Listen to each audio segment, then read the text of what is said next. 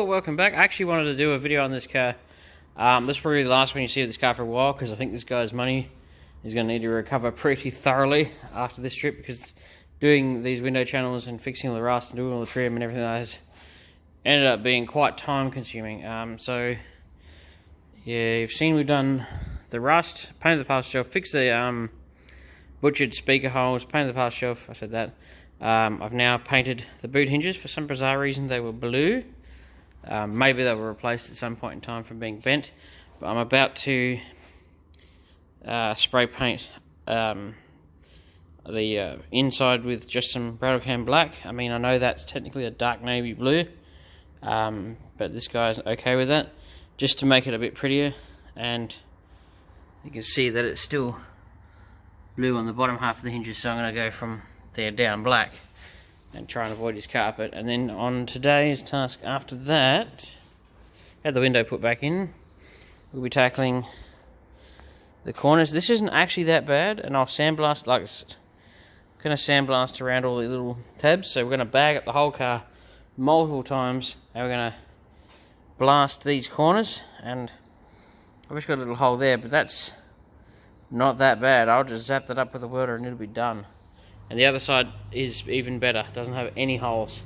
So basically we're just going to clean the channels, make them spotless like that, etch prime them, put some normal primer on it, mask them, and then paint them this colour, and then do the top of his dash that colour. I just wanted to do a video on this car because some people have been asking about it. I actually haven't been doing too many videos because I just haven't thought there was anything that interesting worth filming, so I don't want to waste people's time, if that makes sense. Oh, and we painted the parcel shelf cover. That's a big honking piece of plastic. We used,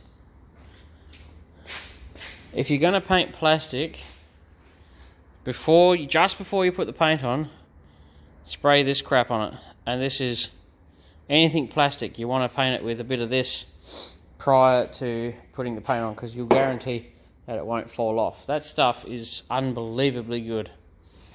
I painted many bumper bars for cars, and I would spray the whole thing in them first, and then once it dries, which doesn't take long at all, you put the paint on as if normal, and nothing, it never seems to fall off.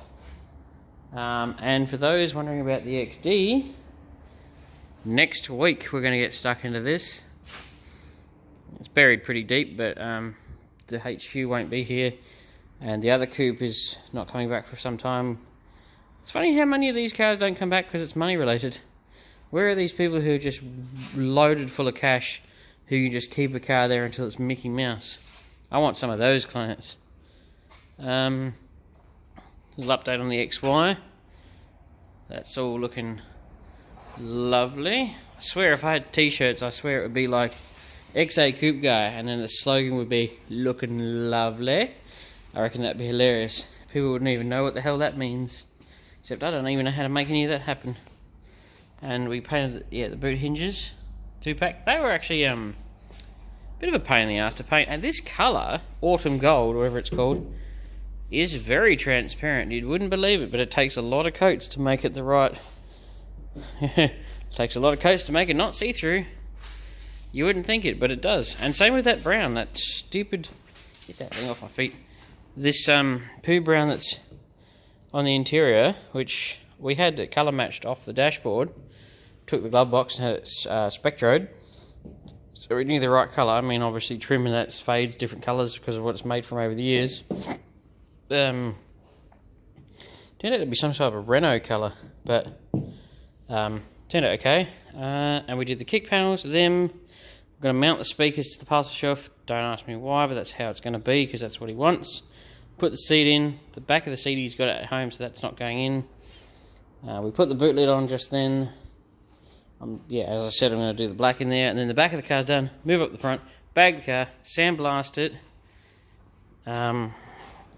All through there, weld up the tiny little holes, prime, paint, clean up all the clips. There's, I think it's 32 of them on the front and back windows, not each, but together. And then we can hopefully have this car gone by Friday, which I will be stoked. I found it very stressful doing a car that's this complete. When they're stripped out shells, it's not that stressful. You don't have to worry about welding splatter or anything going anywhere it shouldn't, or getting paint on anything it shouldn't. This has been the stress level of trying to make sure you don't get anything where it shouldn't is just crazy. But yeah, we'll get stuck into this and we'll show you how it goes. Okay, so we've spent ages masking up. It's amazing how long you have to spend masking, and the painting process is like 1/10 of that time. So the bottom half is black, looking lovely. Went under there, taped it all up. Boot hinges are now autumn gold, black. Taped up nicely, it looked good. That wraps up the back of the car. We can actually finally shut the boot lid. Shuts lovely, especially if the keys turn the right way. Yep, there we go. Now time to move forward. Okay, so we made progress. Just trying to remember what I just did before. Now I've cut to a different bit. I've bagged the car up, and this is one of the fastest ways or methods of masking up a car for painting ever. Basically, mask out where you're going to be, drag this bag over the whole car, and just run a razor blade down the edge, bit of tape, holden car is bagged up. This stuff, please ignore the old broomstick trick. The box they come in is not super handy, but that makes it apply real easy. That roll is like 30 bucks, and it's like 250 meters or something, so you can last a fair while. And you've got to paint this side. Trust me, if you're doing any kind of painting on anything, or you're doing a little spot, this is the best method for masking up the car and minimizing overspray. And masking tape sticks to it like poo on Velcro. So I've double bagged the car. Normally you wouldn't when you're painting, but I'm going to be sandblasting, so I'm sort of trying to go to the 10th degree on trying to stop it from. Just don't want sand inside this car. I got a bit inside it before when I was doing the back, and that proved to be very difficult getting it back out. So this time I'm trying to just cover my ass in every which way. So yeah, I'll show you this method, and then I'll show you the aftermath of it sandblasted. It should be pretty good. So after much sandblasting, we still have a load more to go. You'll notice that we're starting to clean it up pretty good. Look at that. 2 little baby holes. It's not even worth replacing it for that. Well, I certainly wouldn't. It's significantly less invasive just to weld up those 2 holes and sandblast and treat all that steel. Do a bit more through here. But that whole front lip, if I go a bit slower, should look pretty darn good. Still got that side to do, but yeah, sandblasting's messy shit. But I think the double bagging is helping, because you can just sweep it back and pick it back up again. Yeah, I think we'll wrap this video up here, and we'll catch up on a wrap-up video of the car once I've finished it, because this video will be pretty long as it is. And I wanted to show you guys something what I'm getting up to, but if you can see, it's not super interesting.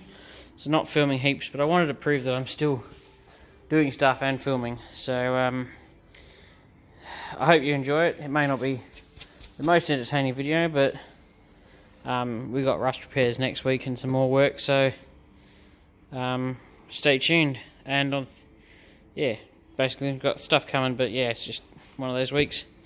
So thank you all. Like, share and subscribe.